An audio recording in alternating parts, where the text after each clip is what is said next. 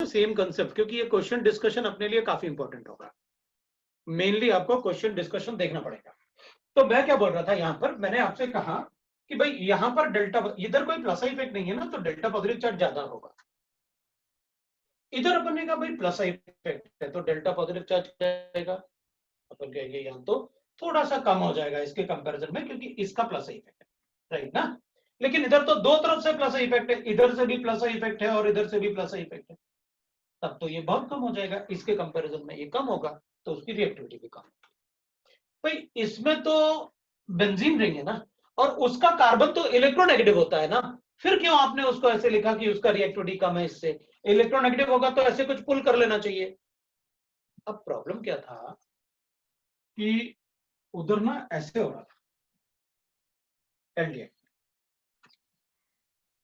इधर जो group attach था, मैं थोड़ा इधर को लिख लेता हूं, इधर जो ग्रुप अटैच है ना, इस ग्रुप पे CHO है। अब इसमें क्या हो रहा था, ये डेल्टा पॉजिटिव चार्ज और इस पे डेल्टा नेगेटिव चार्ज, वो अपन को पता है। तो अपन क्या करेंगे, ये वाला डेल्टा नेगेटिव चार्ज, क्योंकि जब अपन को पता है कि बेंजीन रिंग में अगर वेरी फर्स्ट एटम पे डेल्टा पॉजिटिव चार्ज है, तो हम सबको पता है क्या होता है, तो विड्रॉइंग। ये क्या करेगा, इस बॉन्ड को ऐसे शिफ्ट करेगा। अगर इस बॉन्ड को ऐसे शिफ्ट करेगा तो क्या होगा, ये पॉजिटिव चार्ज डीलोकलाइज हो गया। अब ये डीलोकलाइज कैसे हो गया, तो अपन कहेंगे देखो इसका डीलोकलाइजेशन ऐसे हो गया, मुझे इसको बनाना था डीलोकलाइजेशन, इधर बनाऊंगा तो स्क्रीन में दिखेगा, उधर बना देता हूं उसका डीलोकलाइजेशन, इधर बनाता हूं, इसका डीलोकलाइजेशन ऐसे हो जाएगा, ठीक है ना। इसको डीलोकलाइज करेंगे तो ये ऐसे बन जाएगा, मैं इधर बनाता हूं, तो ये ना ऐसे बन जाएगा। अब अगर एक बार ये डीलोकलाइजेशन शुरू हो गया, ये नेगेटिव चार्ज, इधर H, इधर पॉजिटिव चार्ज, तो अपन क्या कहेंगे, भैया इसका पॉजिटिव चार्ज, तो ये जो पॉजिटिव चार्ज है ना, इसका डेल्टा पॉजिटिव चार्ज जिस पे आपको न्यूक्लियोफाइल को अटैक करवाना है, वो तो रेजोनेंस स्टेबलाइज्ड है, वो तो डीलोकलाइजेशन में जा रहा है। अगर वो डीलोकलाइजेशन में गया तो उसका रिएक्टिविटी क्या हो जाएगा, बहुत कम हो जाएगा। भाई इनमें तो इंडक्टिव इफेक्ट था ना, वो तो सीधा मीसोमेरिक इफेक्ट हो गया, वो तो डीलोकलाइज हो गया, इसमें डीलोकलाइजेशन तो नहीं था ना पॉजिटिव चार्ज का, वो डीलोकलाइजेशन की वजह से कम हो गया। इसलिए जिस कार्बोनाइल ग्रुप में बेंजीन रिंग अटैच्ड होगा, उनका डीलोकलाइजेशन की वजह से उनका डेल्टा पॉजिटिव चार्ज में बहुत कम बताऊंगा। ओके, तो यहां डीलोकलाइजेशन नहीं था, लेकिन यहां डीलोकलाइजेशन है, इसलिए इसका डेल्टा पॉजिटिव चार्ज कम हो जाएगा। इसका डेल्टा पॉजिटिव चार्ज और भी कम हो जाएगा, क्योंकि यहां रिंग है और इधर से प्लस इफेक्ट भी है, इसमें कम से कम प्लस इफेक्ट तो नहीं था, तो इसका डेल्टा पॉजिटिव चार्ज भी कम हो गया। और इसमें भी क्या हो जाएगा, दो रिंग से डीलोकलाइजेशन, मतलब बहुत ज्यादा रेजोनेंस।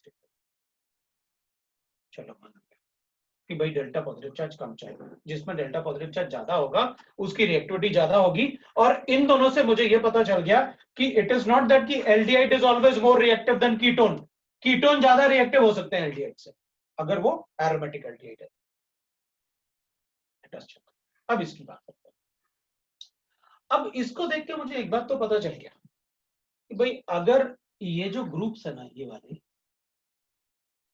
अगर इन किसी ग्रुप में, इन ग्रुप्स में कोई इलेक्ट्रॉन विड्रॉइंग ग्रुप लगा दिया जाए, तो वो इलेक्ट्रॉन विड्रॉइंग ग्रुप इससे इलेक्ट्रॉन विड्रॉ करेंगे। अगर वो इलेक्ट्रॉन विड्रॉ करेंगे तो ये डेल्टा पॉजिटिव चार्ज क्या होगा, बढ़ेगा।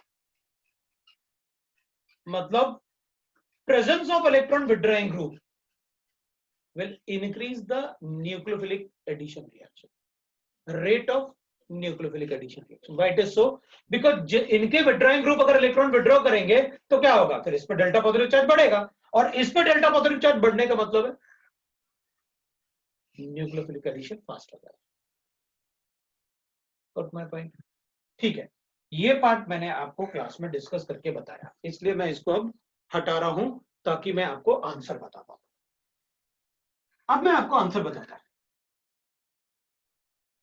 आंसर के लिए अपन करेंगे कि देखो भाई, अगर मुझे आंसर लिखना है तो मैं कहूंगा इधर मुझे कोई प्रॉब्लम नहीं, इन दोनों में ये ज्यादा नहीं, मुझे प्रॉब्लम कहां आएगा, इन दोनों में। इसमें विट्रोइक ग्रुप अटैच्ड है तो डेल्टा पॉजिटिव चार्ज क्या होगा, बढ़ेगा, और इसका डेल्टा पॉजिटिव चार्ज बढ़ेगा नहीं ना, क्योंकि हाइड्रोजन का ना तो प्लस इफेक्ट होता है ना ही माइनस इफेक्ट। लेकिन अपन क्या कहेंगे, हम कहेंगे देखो भाई, आप एल्डिहाइड कीटोन में किसी में भी कोई भी ग्रुप सब्स्टिट्यूट करो, चाहे विड्रॉइंग ग्रुप हो चाहे कुछ भी हो, और रिएक्टिविटी तो सबसे ज्यादा इसी की होगी। हाँ? ये क्यों भाई, इसमें तो डेल्टा पॉजिटिव चार्ज ज्यादा है इससे, इसमें तो 3Cl है, फिर इसकी रिएक्टिविटी ज्यादा हमेशा क्यों बताऊंगा ज्यादा? क्योंकि यही एक एल्डिहाइड ऐसा है among aldehyde and all ketones, यही फॉर्मेल्डिहाइड ही एक ऐसा कंपाउंड है जो गैसियस स्टेट में एग्जिस्ट करता है। गैसियस स्टेट मतलब वेरी हाई थर्मल एनर्जी, जिसकी थर्मल एनर्जी सबसे ज्यादा होगी, ऑब्वियसली बात है उसकी रिएक्टिविटी सबसे ज्यादा, क्योंकि सभी रिएक्शन में हमको एनर्जी ऑफ एक्टिवेशन चाहिए रिएक्ट करने के लिए, इसमें कोई एनर्जी ऑफ एक्टिवेशन नहीं चाहिए, तो पहले से गैसियस स्टेट में। इसलिए आपको जो भी कंपेयर करना है इधर कंपेयर कर लो, इसका कोई कंपेरिजन नहीं। मतलब अगर आप कंपैरिजन में कभी भी फॉर्मेल्डिहाइड को देखोगे तो सबसे ज्यादा रिएक्टिव उसी को बताओगे। It is the only carbonyl compound which is in gaseous state, rest all are in liquid or solid state, that's why। तो अपन कहेंगे अच्छा ठीक है भाई इनमें कोई कंपैरिजन नहीं है तो मुझे 1 को सबसे ज्यादा लिखना पड़ेगा, ठीक है लिख दिया, क्यों? वो थर्मल एनर्जी ज्यादा है, it is already in gaseous state. ये अगर लिक्विड होगा तो मुझे रिएक्ट करने के लिए उसे वेपराइज करना होगा, उसको बॉन्ड ब्रेक करने के लिए मुझे वेपराइज करना पड़ेगा, इसमें तो पहले से थर्मल एनर्जी बहुत ज्यादा है, ठीक है। तो 1 का कोई कंपैरिजन मतलब व्हाट वी से, अच्छा तो फिर हमेशा हमें मुझे अज्यूम करना है कि इसका कोई कंपैरिजन नहीं होगा, बिल्कुल उसका कोई कंपैरिजन। उसके बाद इसमें कंपेयर करो आप, इसमें 3 विड्रॉइंग ग्रुप है, इसमें तो मीजोमर है, उसके बाद ये like that we are able to write the product, ठीक है। तो वी गॉट द प्रोडक्ट है, अब इनको कैसे प्रोडक्ट लिखना है सो आपने देख लिया, और ये रिएक्टिविटी वाला पार्ट अपने लिए काफी इंपॉर्टेंट होगा, ठीक है। नेक्स्ट इज मुझसे पूछा है किसी ने, 7th वाला पूछा था किसी ने, हटा दिया उसको, आई थिंक 7th वाला किसी ने पूछा नहीं था, 7th वाला है, आदित्य है, उसने पूछा था 7th वाला, अपन 7th वाले को देखते हैं, ठीक है ना। तो अगर हम 7th वाले को चेक करेंगे कि भाई 7th वाला कैसे अपन कैलकुलेट करेंगे, चलो देखते हैं। 7th वाले ने आपने मुझे दे रखा है, देखो भाई इसमें ना चार्ज काफी कम बचा हुआ है, जब तक ये चलेगा मैं डाउट करूंगा, उसके बाद अपन पढ़ेंगे कोऑर्डिनेशन का पार्ट, और कल फिर डाउट कर लेंगे, ठीक है ना। मैं इसको रिचार्ज करना भूल गया, ठीक है, अभी प्लग में लगाऊंगा तो वो दूर ही है, वैसे लगा के भी कर सकते हैं अपन। तो मैं क्या करूंगा 7th वाले को, number of products formed in the following reaction, ठीक है ना, बताते हैं, पहले कंपाउंड लिख लेते हैं अपन। लो भाई मैंने कंपाउंड लिख लिया, और इसमें डबल बॉन्ड ओ भी बना दिया, इसमें अपन ने CH3 भी लिख लिया भाई CH3। अब अपन कहेंगे हाइड्रो, अगर CH3 इधर है तो हाइड्रोजन ऐसे रहा होगा, ठीक है, हमें क्या फर्क पड़ता है। ये कह रहा है कि एसिड के प्रेजेंस में KCN का एडिशन कर दो, हाँ तो अपन ने KCN का एडिशन पढ़ा ना क्लास में, CN नेगेटिव अटैक करेगा ना इसमें, ठीक है। तो कैसे रिएक्शन करें, हाँ तो CN नेगेटिव अटैक करेगा तो ये पाई बॉन्ड इधर शिफ्ट होगा। अब अपन कहेंगे इसमें जो प्रोडक्ट बनेंगे वो ऐसे बनेंगे, भाई इसमें तो कोई चेंज नहीं आने वाला ना, ये तो ऐसे ही रहेगा। इधर क्या होगा, एक ऑक्सीजन नेगेटिव बनेगा और एक CN बनेगा। अब अपन क्या कहेंगे, अपन ने पहले पढ़ा हुआ है कार्बोनाइल ग्रुप में जो न्यूक्लियोफाइल का अटैक होता है वो बैक साइड अटैक होता है, अपन ने बहुत ज्यादा पढ़ा हुआ है, और अपन ने कहा था इसमें कभी भी ऑप्टिकली एक्टिव कंपाउंड नहीं बन पाएगा इधर से क्योंकि वो तो रेसमाइज होता है। तो अपन कहेंगे क्या ये कंपाउंड जो बनेगा इधर रेसमाइज ना, न्यूक्लियोफाइल टॉप साइड अटैक भी होगा, न्यूक्लियोफाइल बैक साइड अटैक भी होगा, तो उसको अपन ऐसे करते हैं, इसको मैंने H+ साइन आपने दे रखा है, बाद में इसमें एसिड को OH बना दूंगा, ठीक है। तो इसको OH बनाओगे तो मेरे पास 2 प्रोडक्ट बनेंगे, ये प्रोडक्ट, इस पे तो कोई रिएक्शन नहीं होगा ना CH3 पे, ये तो ऐसे ही रखूंगा ना मैं, एक बार इधर क्या लिखूंगा CN और इधर लिख देता हूं OH, मतलब मेरे पास एक प्रोडक्ट ये बनेगा, एक प्रोडक्ट ये प्रोडक्ट है मेरे पास, ठीक है। अब अपन कहेंगे ये प्रोडक्ट ऑप्टिकली एक्टिव है क्या, तो कहेंगे इस वाले कार्बन से नहीं है, इधर वाले कार्बन का तो हमने कुछ किया ही नहीं ना, ये तो ऑप्टिकली एक्टिव था ना, ये तो कायरल सेंटर था ना, उसकी वजह से ऑप्टिकली एक्टिव है प्रोडक्ट। तो उसने पूछा था पंसे क्वेश्चन में, number of product that will be formed in the reaction, it will be 2। कैसे? अपन कहेंगे भाई एक बार यहां से RS बन जाएगा और यहां तो फिक्स रहेगा कॉन्फ़िगरेशन। तो अपन ऐसे नहीं कह सकते कि इसमें 2 कायरल सेंटर हैं तो मैं ज्यादा बनाऊंगा। 2 कायरल सेंटर अपन तब अज्यूम करते जब आप मुझे ऐसे देते। अगर आप इसकी जगह ना मुझे ऐसे दे देते, फिर कहते कि इसमें बताओ कितने प्रोडक्ट बनेंगे। अगर इसमें आप पूछते ना मुझसे तो मैं बोलता, तो मैं कहता एक बार OH एक बार CH, इसको मैं ऐसे लिख लेता CH3 है, और एक बार मैं कहता है इसको एक बार ऐसे करता और एक बार ऐसे। अब पता मैं क्या बोलता कि आपने क्वेश्चन में मुझे ना जो CH3 यहां पर लिखा हुआ ना, इस CH3 का कोई पोजीशन नहीं दिया क्या है, उधर एक H है और एक CH3 है, और ये मुझे पता था कि ये कायरल सेंटर है, लेकिन आपने इसका कॉन्फ़िगरेशन फिक्स नहीं किया। अगर आपको याद होगा तो जो हमने रेजोल्यूशन पढ़ा था ना, सेपरेशन ऑफ आइसोमर्स, तब मैंने इस टाइप के क्वेश्चन आपको काफी बताए थे कि अगर कभी आपको किसी भी रिएक्टेंट में कोई वेज डैश फॉर्म में मिले तो आप उस कॉन्फ़िगरेशन को चेंज नहीं कर सकते, वो फिक्स है कॉन्फ़िगरेशन, वो वैसे ही चलेगा पूरा रिएक्शन में जब तक कि आप वहां कोई बॉन्ड ब्रेक नहीं करते। आप इस बॉन्ड को क्यों ब्रेक करोगे? ना तो आपने H को ब्रेक किया ना आपने CH3 को, उसका कॉन्फ़िगरेशन तो फिक्स, लेकिन आपने यहां पर तो वेज डैश नहीं दिया ना। इसका मतलब मेरी मर्जी, मैं उसे वेज भी लिख सकता हूं, मैं उसे डैश भी लिख सकता हूं। ठीक है, एक बार इधर वेज डैश, फिर तो मेरे पास 2 अलग अलग कायरल सेंटर बनते हैं, क्योंकि अब इसको वेज में लिखना है या डैश में लिखना है, ये मेरी मर्जी। तो मैं कहता 2 प्योर कायरल सेंटर बने, इधर का तो आपने RS बता दिया मुझे, इधर वाला RS मैं खुद बनाऊंगा। तो कितने बन जाते हैं अपने पास? अपन कहते हैं एक तो ऐसे बनाऊंगा, सो इसके 2 हो गए अपने पास, और इसके 2 हो गए अपने पास। ये भी ऑप्टिकली एक्टिव होता, वो भी ऑप्टिकली एक्टिव होता। इसमें एक OH इधर लिखना था मुझे। तो ये और ये आपस में मिरर इमेज नहीं है, तो वेज में वो डैश में 2 प्रोडक्ट बने और दोनों के आइसोमर्स भी बनेंगे, 2 कायरल सेंटर ना, तो एनेंटियोमर्स भी बनेंगे, तो उनके मिरर इमेजेस से टोटल कितने हो जाते हैं? 4। लेकिन वो तब होते जब आप ऐसे अपन को वेज में गिवन नहीं होता। अगर अपन को क्वेश्चन में ऐसे बना के दे दिया तो आप इसका कॉन्फ़िगरेशन चेंज नहीं कर सकते। आप फिर से रिवाइज करना जो अपन ने रेजोल्यूशन वाला पार्ट पढ़ के रेजोल्यूशन का एप्लीकेशन लिखा हुआ है, उसको एक बार आप रिवाइज करो। तो वैसे था तो इसका तो अपन कुछ कर नहीं सकते, ये तो वैसे ही रहेगा। इधर से एक बार R लिख लो, एक बार S लिख लो, हो गया प्रोडक्ट। तो इसको OH कर देंगे अपन, ये नेगेटिव चार्ज लिख रहा हूं मैं, बाद में प्रोटॉन दे रखा है आपने, तो मैं उसको OH लिख लूंगा, that's all, that is the product. This is racemic mixture.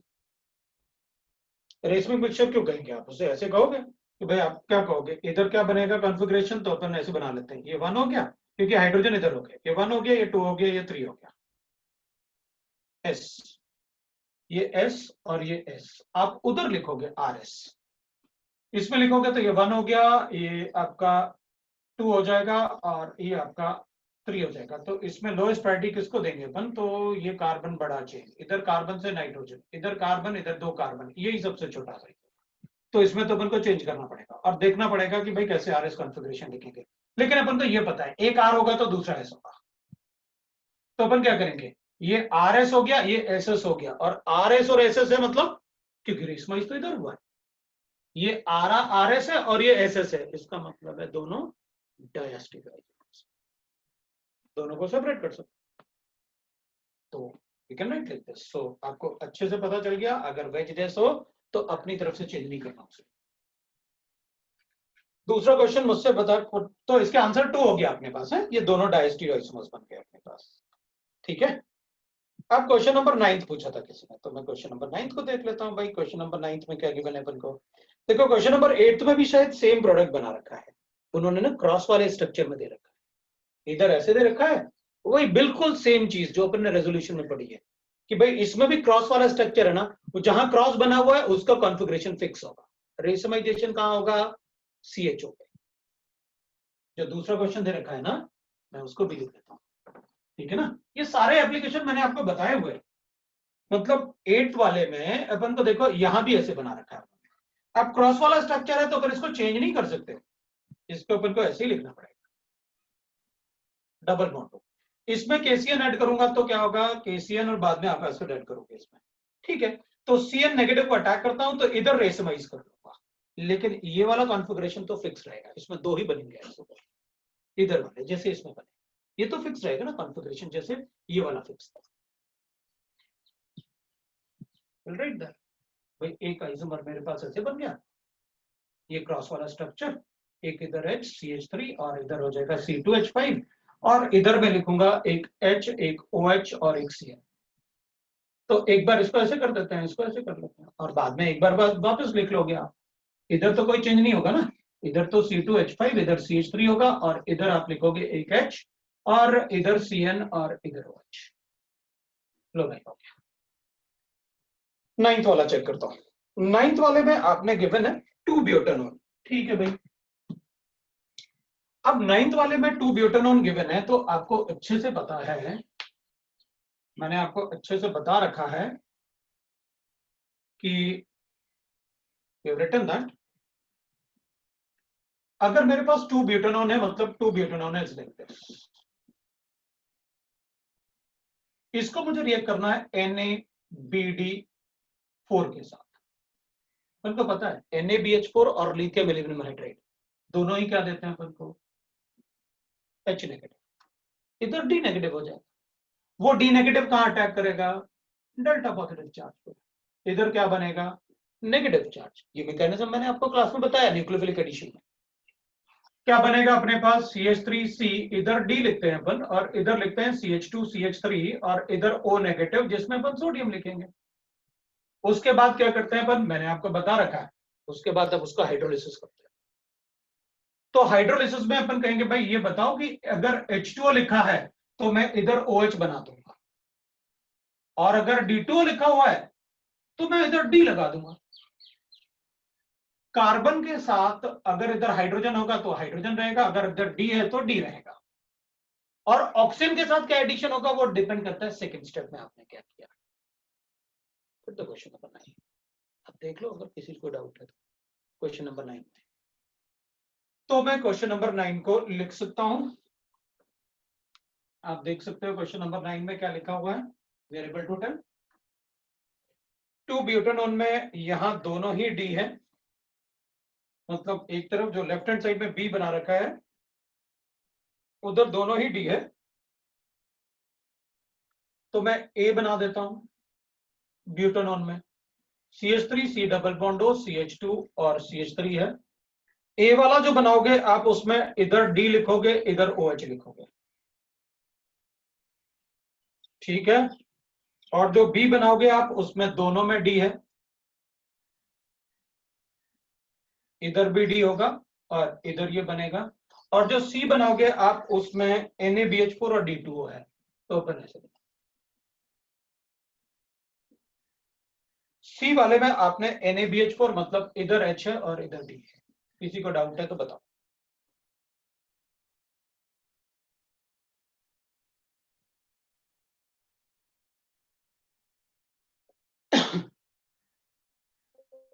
मैं 9th पे स्टॉप कर रहा हूं, बाकी अपन कल डिस्कस करेंगे। इसमें चार्ज खत्म, क्योंकि उसमें दिख नहीं रहा मुझे कुछ भी, उसका चार्ज खत्म हो गया, और ये अपन कल डिस्कस करेंगे, मतलब नेक्स्ट क्लास में कर सकते हैं। या कुछ करूं, ऑन करूं, मुझे एक्सटेंशन लाना पड़ेगा यहाँ रखने के लिए, छोड़ते कल कर दूंगा। या अपन ऐसे कर सकते हैं, रुको मैं इसको ना अपने मोबाइल में भेज देता हूँ ना, रुको रुको कर सकते हैं अपन डिस्कस, लेकिन मोबाइल में 1 मिनट रुकना है, नहीं तो अपन मेरा मोबाइल फोन है।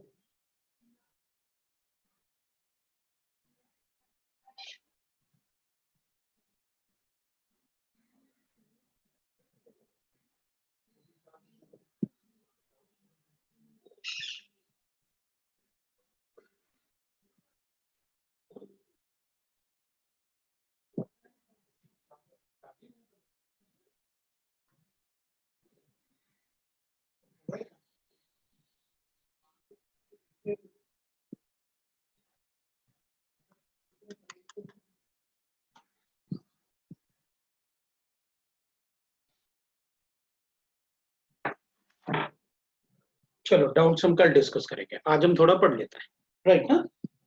वो मेरे पास मतलब मोबाइल भी चार्ज में लगा हुआ है, वो भी चार्ज में लगा हुआ है, कोई बात नहीं, अपन पढ़ लेंगे। नेक्स्ट टाइम डाउट डिस्कस कर सकते हैं, तो नेक्स्ट क्लास में कर लेंगे, ठीक है ना। ये थोड़ा चार्ज हो जाएगा तो अपन लास्ट में कर सकते हैं। अभी अभी अपन थोड़ा पढ़ लेते हैं। आई थिंक पार्ट 1 का भी डाउट था किसी का, तो 9 के बाद 11 12 भी था। ठीक है, मैं थोड़ी देर में, अभी अपन बाद में डिस्कस कर सकते हैं, थोड़ी देर के बाद अपन थोड़ा पढ़ लेते हैं। कोऑर्डिनेशन कंपाउंड पढ़ रहे थे, उसको कंटिन्यू करते हैं और बाद में अपन थोड़ा और पढ़ लेंगे, डाउट डिस्कस कर लेंगे। तो अभी अपन कोऑर्डिनेशन कंपाउंड में जो डिस्कस कर रहे थे ना अपन, उसको कंटिन्यू कर लेते हैं, राइट। कोऑर्डिनेशन कंपाउंड में लास्ट टाइम मैं आपको डिस्कस कर रहा था ऑक्टाहेड्रल कॉम्प्लेक्सेस और क्रिस्टल फील्ड थ्योरी पढ़ रहे थे। क्रिस्टल फील्ड थ्योरी में वी हैव डन दैट कि भाई सीएफटी पढ़ रहे थे, that is crystal field theory. और हमको पता है अकॉर्डिंग टू दिस थ्योरी हमने पढ़ा था कि भाई सारे के सारे बॉन्ड्स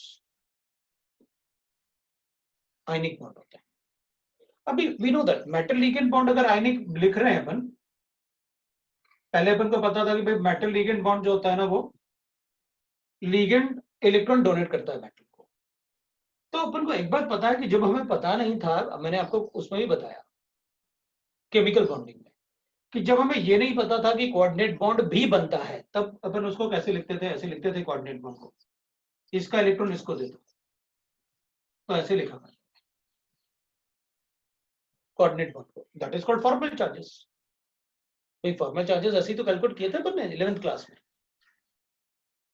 हम कोई कैलकुलेशन थोड़ी करते थे फॉर्मूले से, number of valence electron minus number of bonded electron divide by 2 minus number of free electrons. हम तो क्या बोलते थे, आप ना लुईस स्ट्रक्चर बना लो जिसमें किसी का ऑक्टेट एक्सपांड ना हो कोऑर्डिनेट बॉन्ड के साथ, बाद में कोऑर्डिनेट बॉन्ड को हटा के चार्जेस लिख देना, ठीक है। तो वैलेंस बॉन्ड थ्योरी में इससे डिस्कस हुआ कि this is a covalent bond, crystal field theory में इससे डिस्कस हुआ कि दिस इज आयनिक बॉन्ड, दोनों ही होते हैं।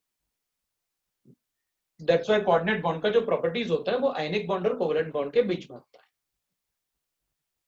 अभी अपन चेक करने वाले हैं,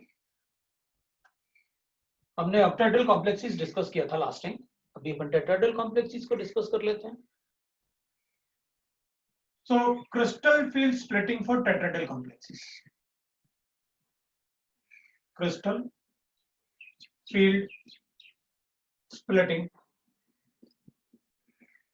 for tetrahedral complexes.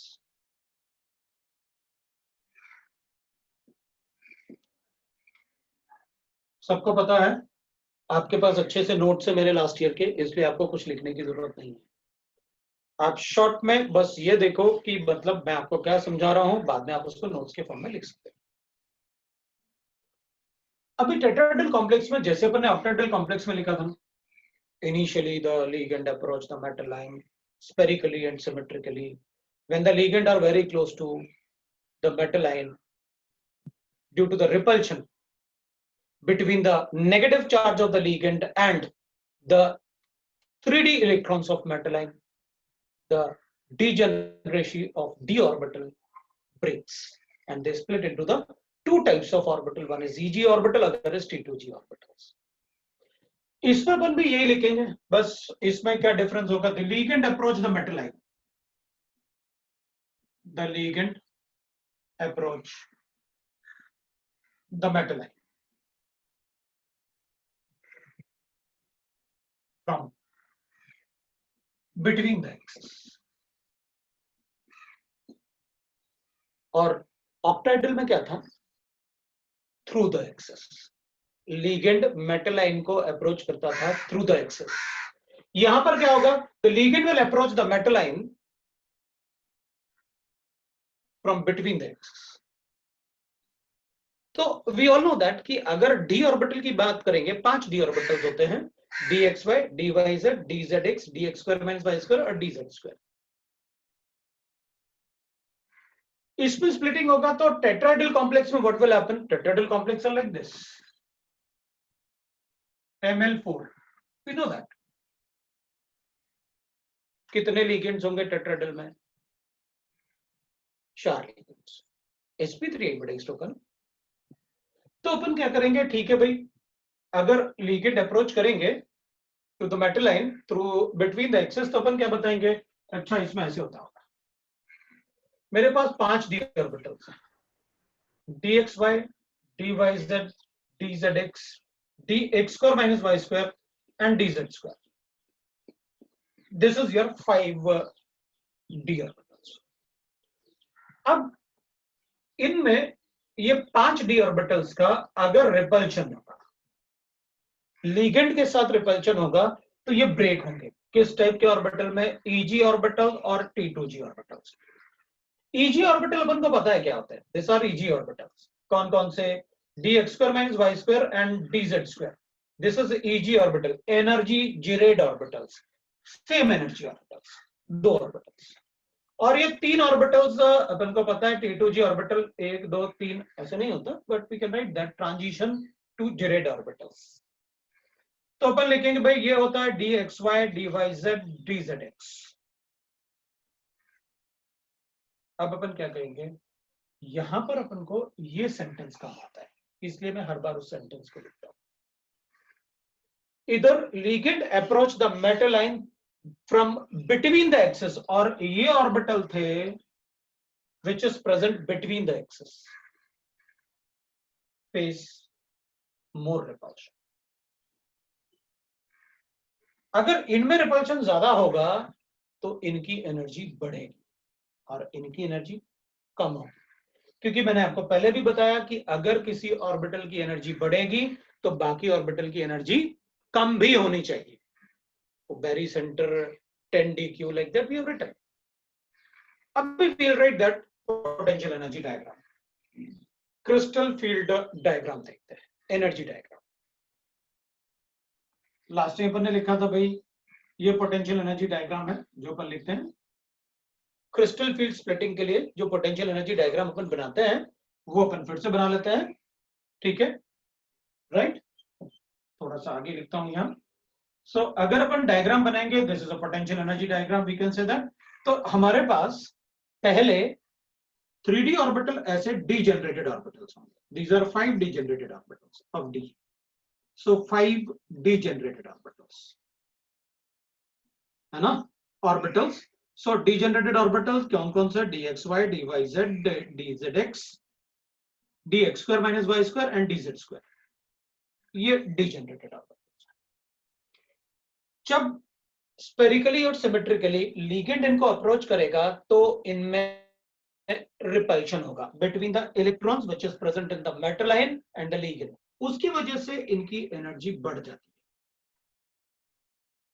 ये पोटेंशियल एनर्जी इनकी बढ़ गई 5 डी ऑर्बिटल। तो अपन ऐसे बोल सकते हैं excited D orbitals, degenerated orbitals, ठीक है ना। अभी भी ये डीजेनरेटेड ऑर्बिटल्स है। अब अपन क्या करेंगे, ये एक्साइटेड डीजेनरेटेड ऑर्बिटल्स हैं, तो जब लिगेंड इनके बहुत पास आ जाएंगे, जब लिगेंड इनके बहुत पास आ जाएंगे तब ये ब्रेक होते हैं, क्योंकि इलेक्ट्रॉन जो प्रेजेंट होंगे ना इसमें, वैलेंस बॉन्ड थ्योरी में पढ़ा अपन ने, डी में इलेक्ट्रॉन्स होते हैं, देयर विल बी पेयरिंग और नो पेयरिंग, वो हमने पढ़ा हुआ है depending on the strength of ligand. तो अपन क्या करेंगे, जब बहुत पास आएंगे तो ये ब्रेक होंगे 2 टाइप के ऑर्बिटल्स में, एक Eg एंड T2g ऑर्बिटल्स। तो ligand are approaching from between the axes, तो वहां कौन प्रेजेंट है, ये, वो ज्यादा रिपल्शन फेस करेंगे तो उनकी एनर्जी क्या होगी, बढ़ जाएगी। लो भाई मैंने एनर्जी बढ़ा दी, ये T2g ऑर्बिटल उनकी एनर्जी बढ़ेगी और ये Eg ऑर्बिटल जिनकी एनर्जी कम होगी। तो we are able to write that this is Eg orbital जिनकी एनर्जी कम हो जाए, ठीक है। तो अपन इनको बोल सकते हैं भाई ये Eg ऑर्बिटल बनाए मैंने जिनकी एनर्जी मैंने कम कर दी, ये 2 Eg ऑर्बिटल्स मैंने बना।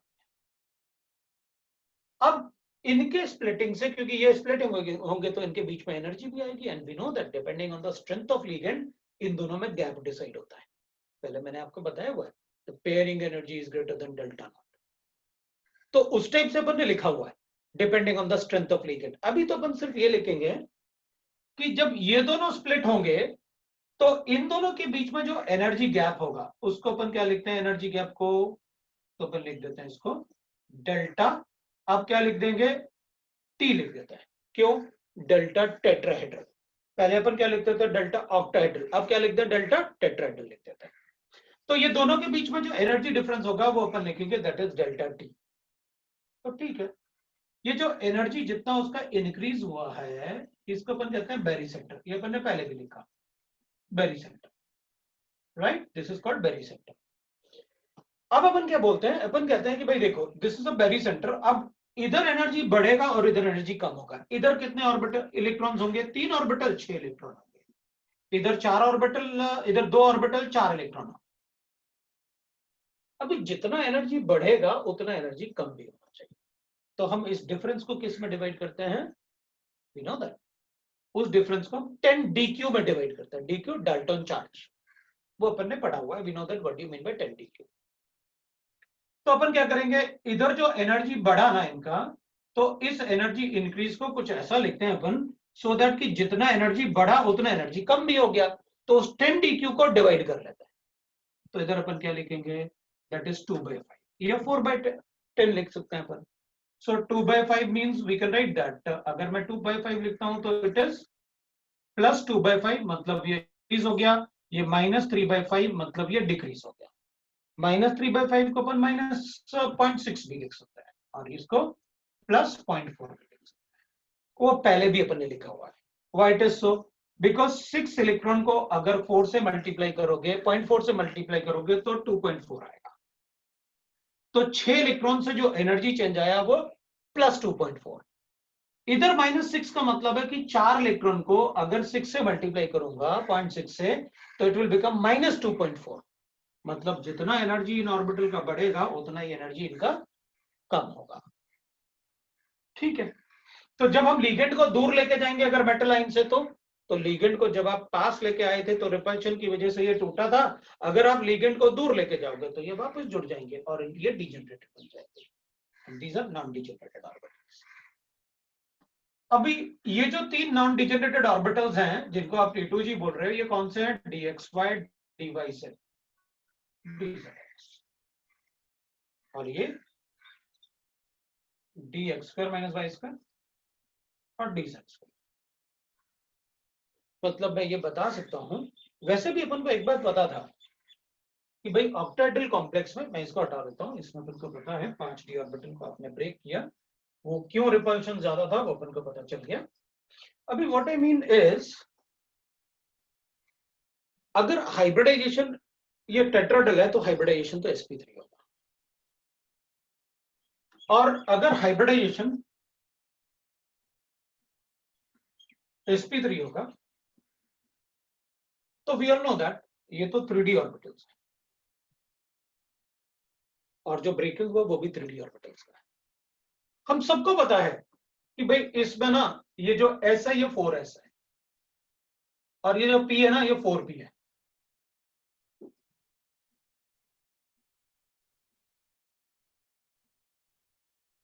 और 3 का तो रोल ही नहीं है इसमें हाइब्रिडाइजेशन।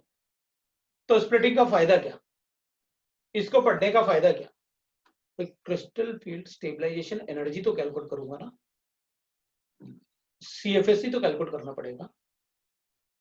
लिगेंड के हिसाब से नंबर ऑफ इलेक्ट्रॉन तो फिल करूंगा ना, स्ट्रॉन्ग लिगेंड है तो इनमें गैप ज्यादा होगा, तो इलेक्ट्रॉन कैसे फिल करूंगा, 1 2 3 4 स्ट्रॉन्ग लिगेंड, 5 6 7 8 9 10, और वीक लिगेंड होगा तो गैप कम होगा। गैप कम होगा तो क्या करेंगे, 1 2 3 4 5 6 7 8 9 10 ऐसे लिखेंगे। तो नंबर ऑफ अनपेड इलेक्ट्रॉन तो कैलकुलेट कर पाऊंगा ना, इलेक्ट्रॉनिक कॉन्फ़िगरेशन तो बता पाऊंगा ना कि मेटल लाइन में क्या लिखना चाहिए, उतना ही रोल होगा इसका। So we can write that, इस केस में वैसे इनमें से किसी भी ऑर्बिटल को हमें हाइब्रिडाइजेशन के लिए यूज नहीं करना होता, but we can write that in case of strong ligand,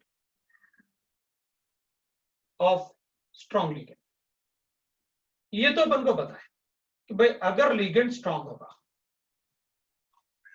So the gap between the T2G and EG is large. The energy gap between T2G and the energy gap between the T2G and EG is large. ये gap बहुत ज्यादा, और अगर large gap होगा तो then electron filling of electron तब क्या करेंगे अपन, पहले इलेक्ट्रॉन किस में फिल करेंगे, ईजी में। तो ये 1, ये 2, ये 3, ये 4, मतलब चारों में यही पेयरिंग शुरू कर लेंगे, क्योंकि गैप ज्यादा होने की वजह से उधर इलेक्ट्रॉन फिल करना मुश्किल होगा जब तक कि ये कंप्लीटली फिल्ड ना हो, बिकॉज लोअर एनर्जी ऑर्बिटल में इलेक्ट्रॉन ऐड करना बड़ा इजी होता है। हर बार हम आज तक जो भी इलेक्ट्रॉन फिलिंग पढ़ते आए उसमें यही कहा हमने कि जिन ऑर्बिटल की एनर्जी कम होगी वो पहले फिल किए जाएंगे, जिनकी एनर्जी ज्यादा होगी वो बाद में फिल होंगे। Even for the shell also, first shell में पहले इलेक्ट्रॉन रखो, फिर सेकंड शेल में, फिर थर्ड शेल में लेते हैं। इसके बाद T2G फिल करूंगा, 5, 6, 7, 8, 9, 10 electron will fill like that. In case of weak ligand, अब इसमें अपन ये भी बता सकते हैं कि भाई इलेक्ट्रॉन का फिलिंग कैसे होगा और ऐसा क्यों किया हमने, वी नो दैट बिकॉज यहां पर जो डेल्टा टी होगा ना, ऐसे गैप बढ़ गया स्ट्रॉन्ग लिगेंड के केस, तो डेल्टा टी का वैल्यू ज्यादा होगा than the energy required for pairing. इसलिए एनर्जी रिक्वायर्ड फॉर पेयरिंग कम है ना डेल्टा टी से, इसलिए हमने पेयरिंग कर दिया 1, 2, 3।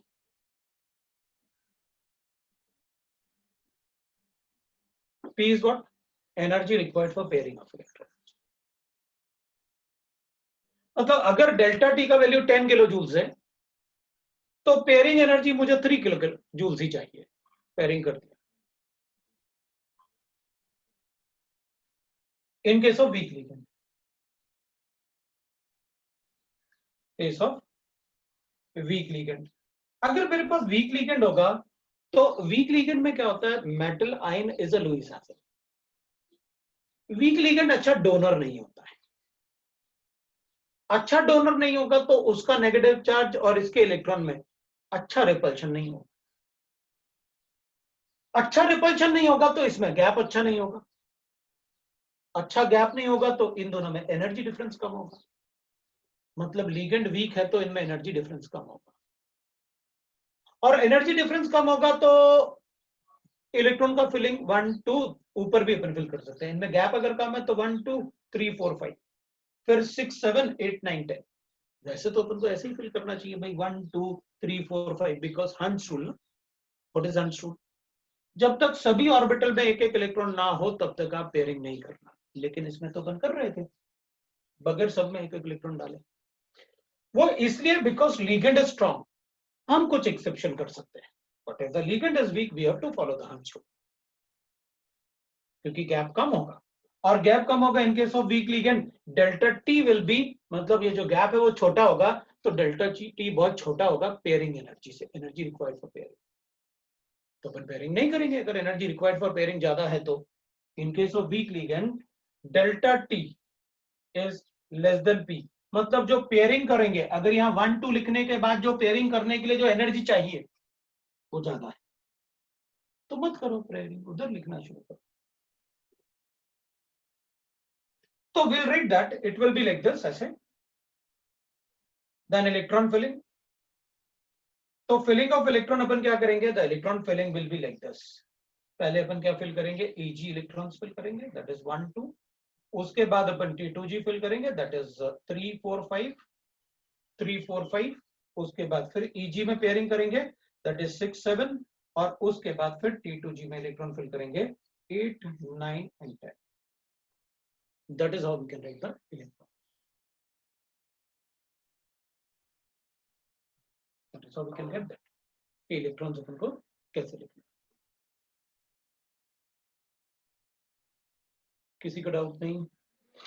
तो अपन कहेंगे ठीक है भाई, इसमें इनका ज्यादा रोल नहीं था, लेकिन लिगेंड के स्ट्रेंथ के हिसाब से हमें ये तो बताना ही होगा। हाइब्रिडाइजेशन में इनका रोल तो था ही नहीं, क्योंकि sp3 था, तो we know that what we have to do. अब अपन कहेंगे ठीक है, लेकिन इसका जैसे डेल्टा नॉट अपन लिखते हैं, डेल्टा नॉट का वैल्यू होता है that is the splitting energy between these two. तो इसमें क्या आएगा? अपन कहेंगे ठीक है भाई, अगर हमें डेल्टा नॉट गिवन होगा, ये तो हमने लिख लिया होगा, ये वाला पार्ट आपने लिखा, मैं इस पार्ट को हटा देता हूं, इसकी अपन को जरूरत नहीं। अपन क्या करेंगे, हम कहेंगे देखो भाई, इन दोनों में जो गैप है ना, उसमें डेल्टा नॉट की बात करते हैं। I'll write the third point. Delta T is 4/9 times of delta O. मतलब अगर आप मुझे डेल्टा O, मतलब मुझे इन ऑर्बिटल्स में एनर्जी डिफरेंस ऑक्टाहेड्रल का बता दो, तो मैं टेट्राहेड्रल का कैलकुलेट करके बता दूं 4/9। 4/9 टाइम ऑफ 10 क्यों? बिकॉज व्हाट हैपेंस, पहले क्या हो रहा था ऑक्टाहेड्रल में, मेटल के अराउंड 6 लिगेंड थे,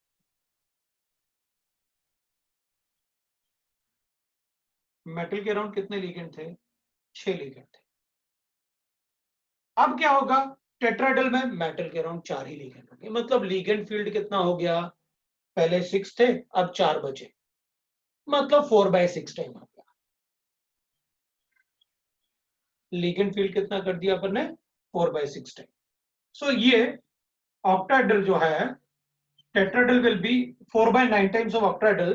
the reason is because ligand field कितना हो गया? 2/3 हो गया। पहले 6 लिगेंड थे, अब कितना हो गया? 4 लिगेंड होंगे इसमें। और पहले रिपल्शन कितना होता था? 6 लिगेंड और मेटल के इलेक्ट्रॉन रिपल्शन। अब कितना रिपल्शन होगा? मेटल के इलेक्ट्रॉन और 4 लिगेंड का रिपल्शन, मतलब ये रिपल्शन भी इधर कम होगा। भाई अगर स्ट्रॉन्ग लिगेंड में, ऑक्टाहेड्रल में ऐसे इतना गैप आता, तो टेट्राहेड्रल में इतना है, क्योंकि रिपल्शन भी तो कम होगा, 4 लिगेंड और मेटल आयन के इलेक्ट्रॉन। पहले 6 लिगेंड और मेटल आयन का रिपल्शन था, अब 4 लिगेंड और मेटल आयन का रिपल्शन। ठीक है, तो अपन लिखेंगे बिकॉज द लिगेंड फील्ड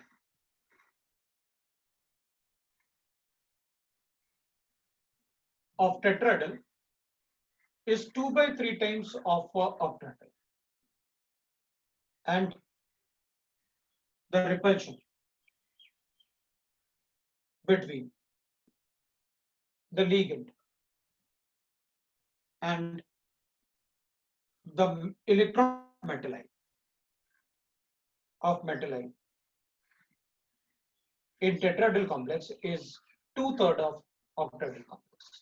ये दोनों की वजह से ही ligand field छोटा हो गया। तो अपन क्या करेंगे, therefore tetrahedral will be equal to 2/3 because of the ligand field and the 2/3 because of the, एक तो ligand field की वजह से हो गया, दूसरा repulsion between the ligand, तो उसकी वजह से भी कम हो गया, तो it becomes this much, so it will be 4/9 times of delta।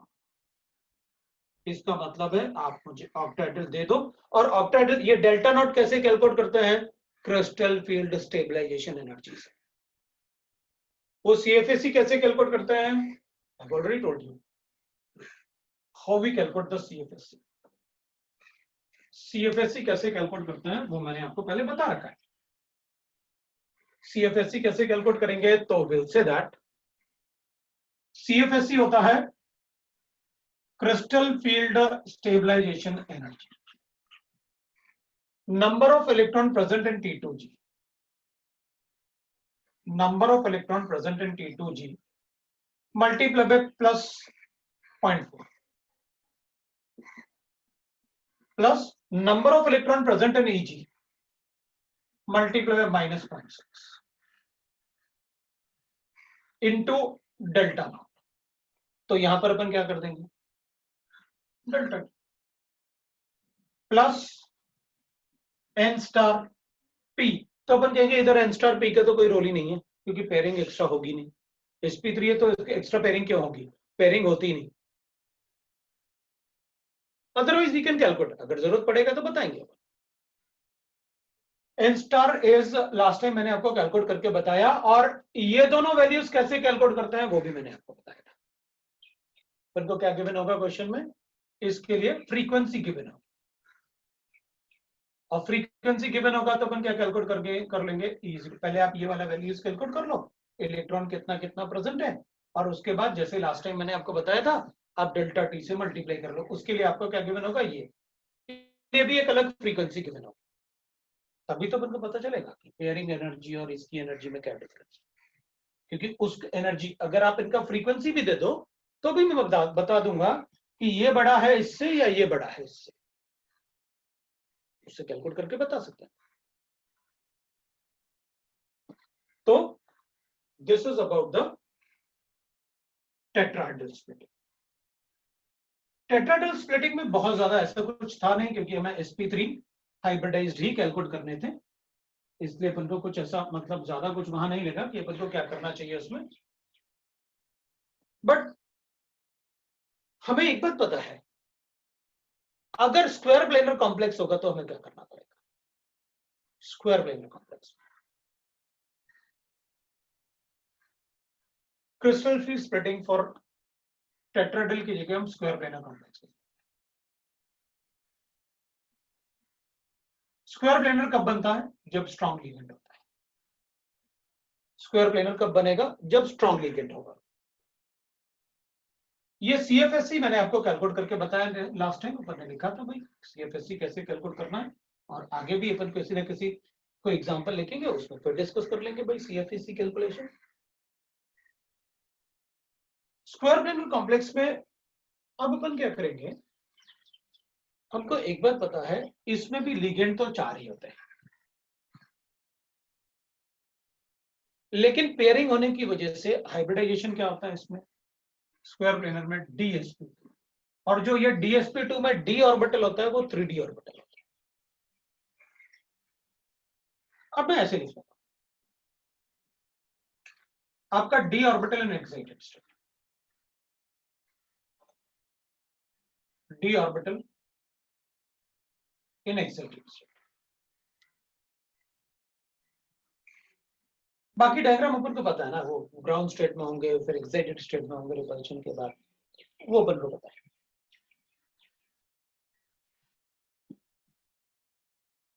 अगर मैं इसको ऐसे ब्रेक करता हूं,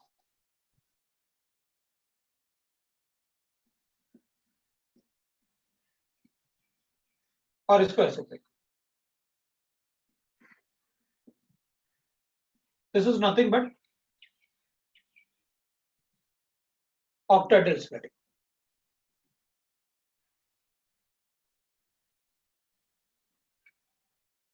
अभी अपन ने लिखा,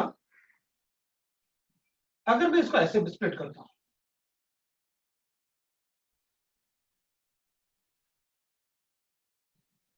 अगर मैं इसको ऐसे स्प्लिट करता हूं, दैट इज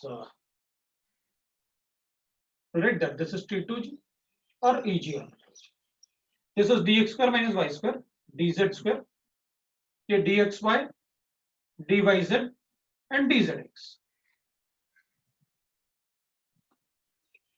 तो this will be a tetrahedral splitting,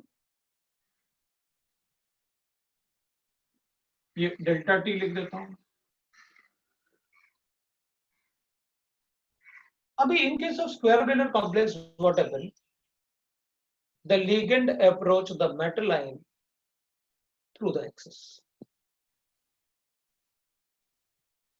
तो अगर एक्सिस से अप्रोच करेगा तो ये तो बिटवीन द एक्सिस, थोड़ी देर पहले पढ़ा अपन ने, इसमें भी थ्रू द एक्सिस लिखा अपन ने, और dz square and dx square minus y square they are present on the axis.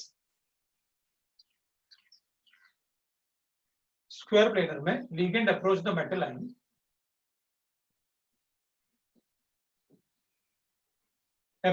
ion through axis। अगर एक्सिस के थ्रू जाएगा तो ऑब्वियस सी बात है, अब लिगेंड तो एक ही, ऑर्बिटल तो एक ही यूज करना है ना अपन को 3D, तो वो डिपेंड करेगा कि किस में रिपल्शन ज्यादा आएगा, जेड में या फिर dx² - y²। तो अपन कहेंगे ज्यादा रिपल्शन dx² - y² में आएगा। वो क्यों? क्योंकि इसमें सिर्फ z एक्सिस पे ऑर्बिटल होता है और इसमें x और y दोनों पे ऑर्बिटल होगा, इसकी प्रोबेबिलिटी ज्यादा।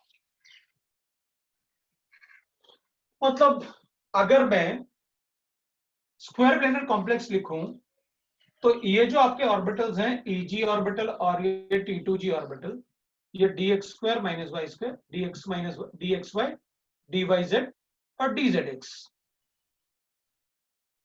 अगर स्क्वायर प्लेनर कॉम्प्लेक्स है तो इसमें फर्दर स्प्लिटिंग होगा, मतलब इससे भी ज्यादा स्प्लिटिंग होता है इसमें। कैसे?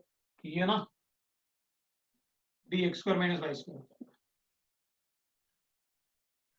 dz², ये भी स्प्लिट होगा, dx² - dxy हो जाएगा और ये dyz एंड dzx होगा।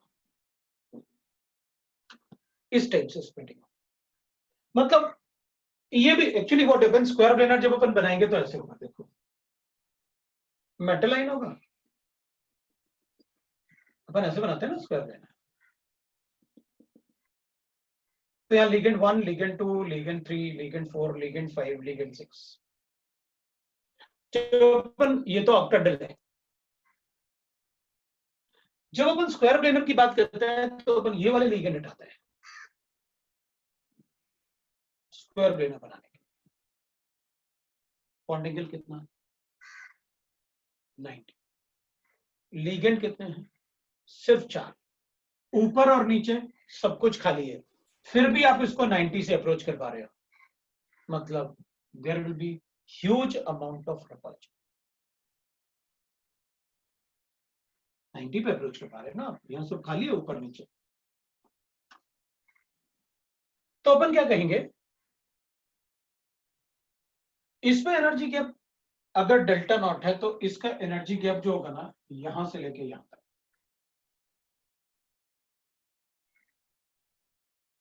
डेल्टा स्क्वायर प्लेनर, इससे तो बड़ा ही होगा। ये एनर्जी गैप इतना है ना, ये तो और बढ़ गया, ये भी स्प्लिट हो गए, वो भी स्प्लिट हो गए। This is 1.3 times of delta square planar. सबसे ज्यादा स्प्लिटिंग स्क्वायर प्लेनर में होता है, फिर ऑक्टाहेड्रल में होता है, फिर टेट्राहेड्रल में होता है। टेट्राहेड्रल अपन को पता है 4.4/9 टाइम्स ऑफ ऑक्टाहेड्रल। इसलिए अपन ये भी बोल सकते हैं इससे कि अच्छा, जो d ऑर्बिटल अपन यूज करेंगे वो कौन सा ऑर्बिटल होगा जिसकी, क्योंकि हम उस ऑर्बिटल में इलेक्ट्रॉन पहले डोनेट करते हैं जिसकी एनर्जी ज्यादा। इसकी एनर्जी ज्यादा थी इसलिए आपने D2sp3 जब बनाया तो D2 में ये दोनों ऑर्बिटल यूज किए। इसमें स्क्वायर प्लेनर में सबसे ज्यादा एनर्जी इसकी है, इसलिए आप जब dsp2 बनाओगे तो ये d कौन सा ऑर्बिटल होगा? dx² - y²। That is how we calculate the formation of the square planar complex. Crystal field stabilization energy will remain same. बहुत ज्यादा क्वेश्चन नहीं आएंगे, लेकिन ये अपन को गिवन होगा, ये पूछेंगे अपन से, बताना होगा। इसका वैल्यू डायरेक्टली हमें कभी गिवन नहीं होगा, एनर्जी फ्रीक्वेंसी गिवन होगी, आपको एनर्जी E = h से कैलकुलेट करके इसकी जगह सब्स्टिट्यूट करना होगा। आप जूल्स में लिख सकते हैं, कोई प्रॉब्लम नहीं, क्योंकि फ्रीक्वेंसी तो हमें पर सेकंड गिवन होगा। So that is about the splitting part.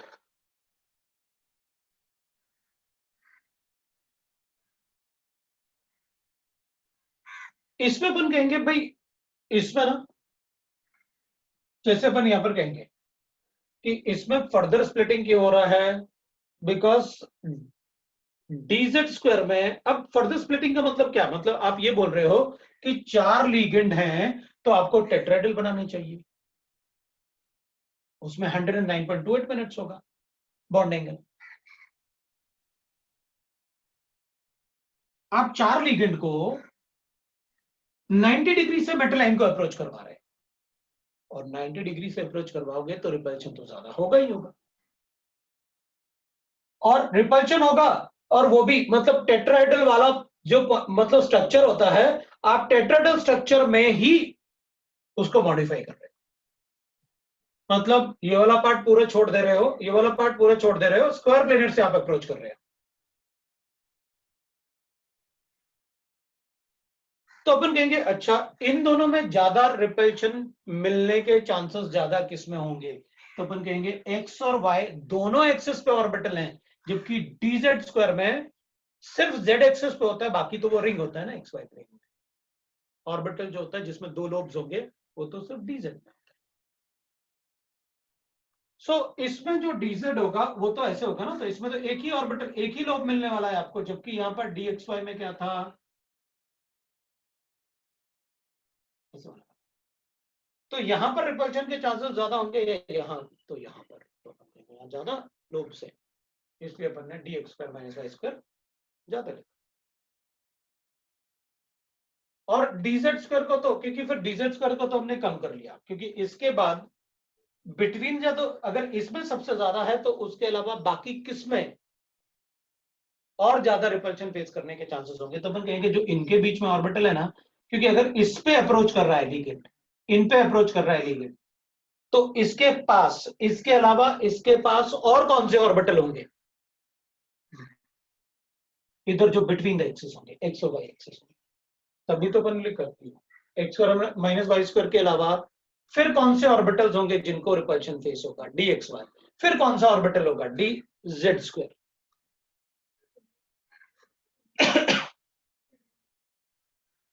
So we can write. अब इसमें पर डायरेक्टली क्वेश्चन कर सकते हैं, इसमें डायरेक्टली क्वेश्चन करेंगे। तो वैसे वैलेंस बॉन्ड थ्योरी में अपन ने लिखा हुआ है, इसमें दोनों डीजेड स्क्वायर अगर हो गया तो अपन को पता है कि भाई इसमें इलेक्ट्रॉन फिल कैसे करोगे, जब स्क्वायर प्लेनर होगा ना, टेट्राहेड्रल भी आपको पता है, स्क्वायर प्लेनर भी आपको पता है। तो मैं एक बार एग्जांपल लेते हैं, एग्जांपल लेके अपन देखेंगे तो ये ऑर्बिटल अपने पास लिखे हुए तो मेरे पास ऐसे लिखा है, मैंने लिखा NiCl4 2 नेगेटिव। अपन क्या करेंगे, Ni 28 होता है, Ar 3d8 and 4s2, Ni +2 है, क्या हो जाएगा 3d8 4s0। 3d8 होगा तो will write like this, the 8 electrons, ligand is weak। अगर वीक लिगेंड है तो पेयरिंग नहीं होगा, hybridisation is weak ligand sp3 mu is equal to 2.87 Bohr magneton colored we know that। लेकिन अगर मैं इसकी जगह ऐसे लिख लूं NiCl होल 4 और इसमें लिखता हूं 2 नेगेटिव, लिगेंड इज स्ट्रॉन्ग, तब तो मैं पेयरिंग करूंगा। सो अगर लिगेंड स्ट्रॉन्ग है तो what I will do, strong ligand होने की वजह से स्प्लिटिंग होगा, कैसे, ऐसे स्प्लिटिंग।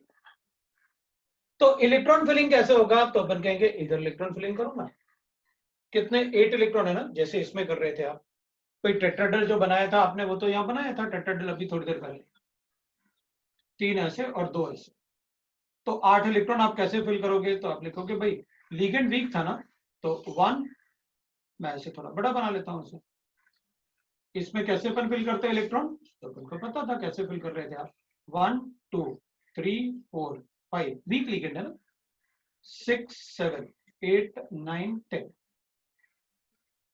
लेकिन अगर स्ट्रॉन्ग लिगेंड होगा तो तो अपन कहेंगे ये तो स्क्वायर प्लेनर बनाएगा, और स्क्वायर प्लेनर होगा तो कैसे इलेक्ट्रॉन होंगे, ऐसे फिल करेंगे 1 2 3 4 5 6 7 8, वो तो खाली पड़ा हुआ है, मतलब ये कोई पेयरिंग नहीं होती है, ये तो पहले से खाली पड़ा होता है, क्योंकि स्प्लिटिंग होने के बाद ऑर्बिटल वैसे हो जाएंगे। ठीक है, 1 2 3 4, क्योंकि इसमें तो पेयरिंग हो जाएगी ना, तो विल राइट लाइक दिस, तो हाइब्रिडाइजेशन क्या होगा, dsp2 इज द हाइब्रिडाइजेशन। ये 2 इलेक्ट्रॉन साइनाइड से, 2 इलेक्ट्रॉन साइनाइड से, 2 इलेक्ट्रॉन साइनाइड से, 2 इलेक्ट्रॉन साइनाइड से, that is the product. So dsp2 hybridisation, number of unpaired electrons 0, colorless, we can fill like that।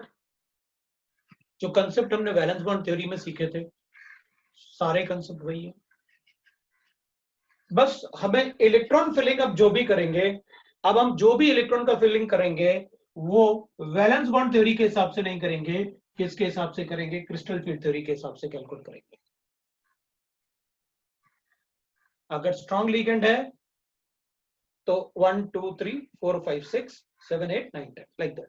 Week ligand है 1 2 3 4 5 6 7 8 9 10। इसमें भी अपन वैसे ही जैसे स्प्लिटिंग किया वैसे ही करेंगे। हमने सारे हाइब्रिडाइजेशन और magnetic movement valence bond theory में भी सीखे, अपन इसमें ही बता सकते हैं। So this is about the crystal field splitting। अब क्रिस्टल फील्ड स्प्लिटिंग में कुछ पॉइंट्स लिखेंगे अपन, इसमें कुछ पॉइंट्स लिखेंगे अपन, और फिर देखते हैं उस पॉइंट से अपन क्या क्या कर सकते हैं।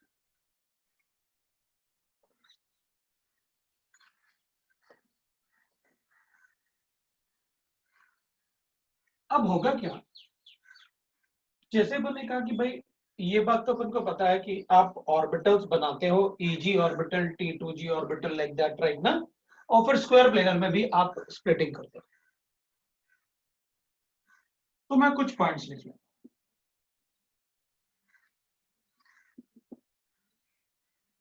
एक पॉइंट तो मुझे ये पता रहेगा कि भाई delta square planar is greater than delta O is greater than delta T, ये तो अपन को पहले से पता है।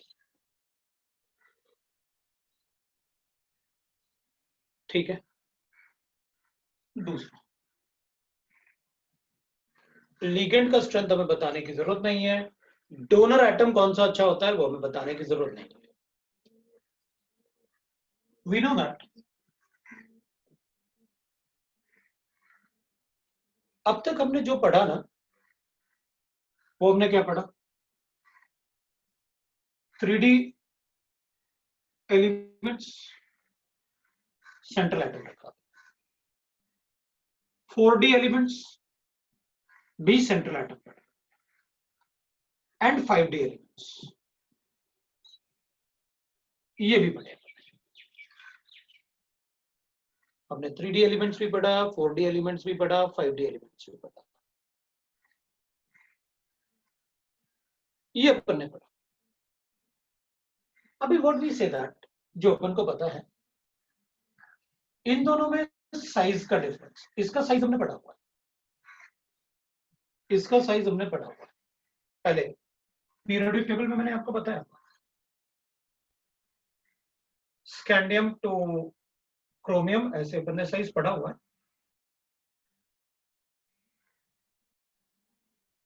साइजेस लाइक दिस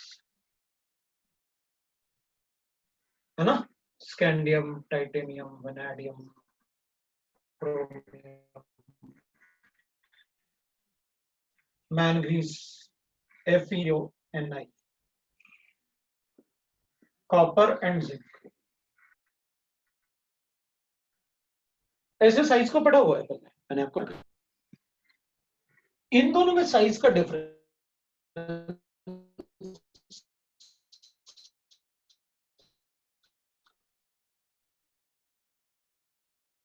डेसिमल के फर्स्ट प्लेस पर, फर्स्ट प्लेस ऑफ डेसिमल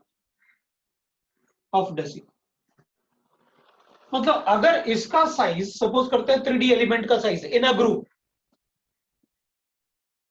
अगर इसका साइज किसी भी ग्रुप को ले लें अपन, अगर इसका साइज 2.2 एंगस्ट्रॉम यूनिट है तो इसका साइज 2.3 या 2.4 होगा। डेसिमल के पहले वाला नंबर चेंज नहीं होता, जबकि शेल चेंज हुआ और इसके साइज में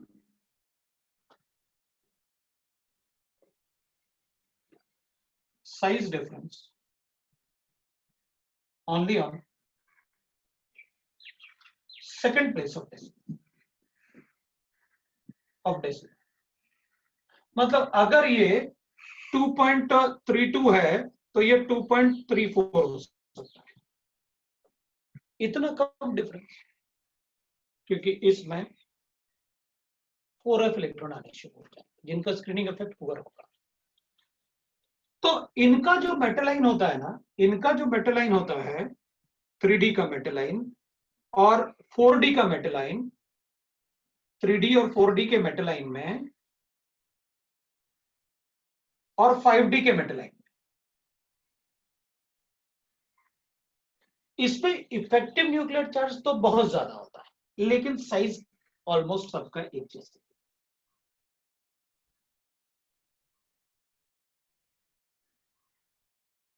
और अपन को पता भी है half NM and zirconium, they have a similar size, almost same size. Size of copper is less than size of gold is less than size of silver, जबकि सिल्वर यहां आता है। अगर अपन चेक करेंगे तो अपन को एक बात पता है, कॉपर होता है उसके नीचे अपन सिल्वर लिखते हैं, उसके नीचे अपन गोल्ड लिखते हैं, मतलब इसका साइज सबसे बड़ा होना चाहिए ना, टॉप टू बॉटम शेल बढ़ रहे होंगे, जबकि साइज किसका बड़ा होता है, कॉपर के बाद फिर गोल्ड का फिर सिल्वर का। हाँ, पहले कॉपर फिर सिल्वर फिर गोल्ड। इसका साइज बड़ा होना चाहिए इससे, इसका साइज बड़ा होना चाहिए इससे, ये बड़ा होना चाहिए इससे, ये बड़ा होना चाहिए इससे। क्यों? शेल बढ़ रहे हैं ना, इसमें तो 3 ही शेल होंगे, इसमें 4 शेल होंगे, इसमें 5 शेल होंगे, इसमें 6 शेल होंगे। सबसे बड़ा इसको होना चाहिए और सबसे छोटा इसको। इसके साइज छोटा होगा इससे, इसका साइज छोटा होगा इससे, लेकिन होता क्या है, इसका साइज इससे ही बड़ा होता है, जबकि इसमें 6 शेल्स है। ये अपन ने पीरियोडिक टेबल में डिस्कस किया, that is due to the inert pair effect. You can say that it is a inert pair like effect because 4f electrons. ठीक है, लेकिन इसका इस चैप्टर में क्या काम है, अपन क्या करेंगे, 3D एलिमेंट्स को हमने काफी डिस्कस किया, octahedral splitting, tetrahedral splitting, square planar splitting, सब कुछ डिस्कस किया। इसमें अगर हम चेक करेंगे तो इसके न्यूक्लियस में 18 इलेक्ट्रॉन ज्यादा है इसके कंपैरिजन में, इसके न्यूक्लियस में 18 इलेक्ट्रॉन, सेम ग्रुप की बात कर रहा हूं, इसके न्यूक्लियस में 18 इलेक्ट्रॉन ज्यादा है इसके कंपैरिजन में, जबकि साइज दोनों का ऑलमोस्ट सेम। अगर 18 इलेक्ट्रॉन ज्यादा होगा तो लिगेंड को अट्रैक्ट करने का टेंडेंसी ज्यादा होगा, अगर लिगेंड ज्यादा अट्रैक्ट करेगा तो 4D इलेक्ट्रॉन और लिगेंड में रिपल्शन ज्यादा होगा। तो इसका मतलब है कि अगर 3D ये 4D और 5D एलिमेंट्स हैं तो इनमें न्यूक्लियर चार्ज बहुत ज्यादा होगा, जबकि साइज इसके बराबर ही होगा। तो इनमें न्यूक्लियर चार्ज ज्यादा होने की वजह से जो इनकी लिगेंड को अट्रैक्ट करने की टेंडेंसी है वो बहुत ज्यादा है, और अगर लिगेंड को अट्रैक्ट करने की टेंडेंसी ज्यादा होगी तो the repulsion between the d electrons and the ligand is high, और उस रिपल्शन की वजह से जो splitting between Eg and T2G orbital will be high, irrespective of the nature of ligands. अगर splitting high होगा irrespective of the nature of ligand, ligand, तो इसका मतलब है लीगेंड वीक हो या स्ट्रांग। अगर पेयरिंग हो सकती है तो कर दो, तो कुछ खत्म ही हो जाएगा आर्गुमेंट को दिया, क्योंकि इससे कोई फर्क नहीं पड़ेगा लीगेंड वीक है स्ट्रांग। इनमें इफेक्टिव न्यूक्लियर चार्ज इतना ज्यादा है कि ये बहुत स्ट्रांग लुईस एसिड जैसे बिहेव करेंगे, तो लीगेंड वीक भी होगा तब भी उसको ज्यादा पुल करेंगे अपनी तरफ, तो रिपल्शन तब भी ज्यादा होगा between the D electron of ligand, तो स्प्लिटिंग ज्यादा होगी, और स्प्लिटिंग ज्यादा होगी तो इसमें हाइब्रिडाइजेशन हमेशा ही ये हो जाए।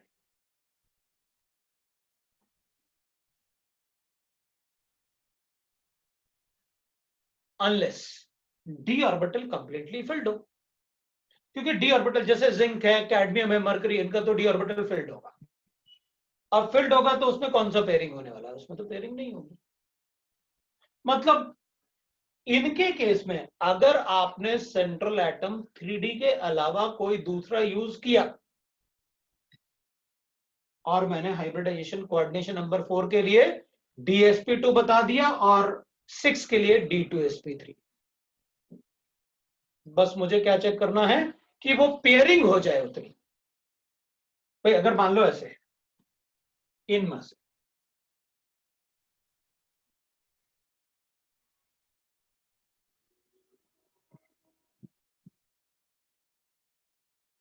अगर ऐसे जैसे पैलेडियम में होगा, तो अपन कहेंगे अच्छा अगर कोऑर्डिनेशन नंबर 4 है तब तो मैं पेयरिंग कर दूंगा, इससे कोई फर्क नहीं पड़ता लीगेंड स्ट्रांग है या वीक है। लेकिन अगर कोऑर्डिनेशन नंबर 6 है, भी 2 ऑर्बिटल, पेयरिंग करने के बाद भी 2 ऑर्बिटल खाली नहीं होंगे, तो मैं क्या करूंगा, कोऑर्डिनेशन नंबर 6 में अगर ऐसे होता तो अपन कहते एक को पेयरिंग कर देता मैं और दूसरे को इजेक्ट कर देता, जैसे अपन ने बाहर लिखा था कि भाई इजेक्शन कैसे करते हैं। तो अपन बता देंगे भाई कि अगर मान लो आपने 4D और 5D एलिमेंट यूज किया, तो कोऑर्डिनेशन नंबर 4 के लिए इररिस्पेक्टिव ऑफ द लिगेंड मैं DsP2 बताने वाला हूं, और अगर कोऑर्डिनेशन नंबर 6 है तो D2sp3 बताने वाला हूं।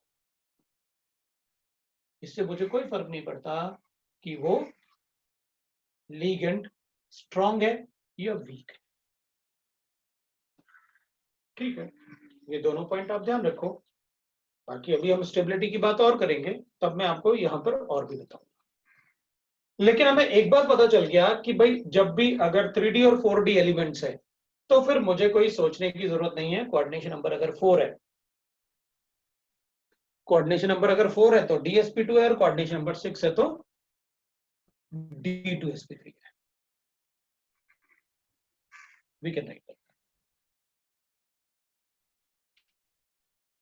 ठीक है, ये दोनों पॉइंट्स हैं। अभी इससे अपन थोड़ा और आगे पढ़ेंगे, that is inner orbital complexes and outer orbital complexes. तो देखते हैं what do you mean by inner, फिर वो भी इससे ही रिलेटेड होगा, we can write it as a point number 3, inner orbital complexes and outer orbital complexes. तो एक बात हमेशा याद रखेंगे अपन की अगर 4D और 5D एलिमेंट यूज करेंगे तो what we have to write, ठीक है ना। तो नेक्स्ट पॉइंट, थर्ड पॉइंट होगा अपना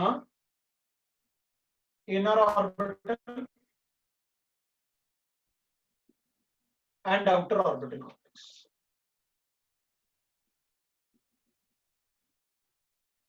ये पॉइंट नंबर 3 अपन नेक्स्ट टाइम डिस्कस करेंगे, क्योंकि 4 o'clock आपका मैथ्स का लेक्चर है, तो we stop here, next time इसको कंटिन्यू। अच्छा।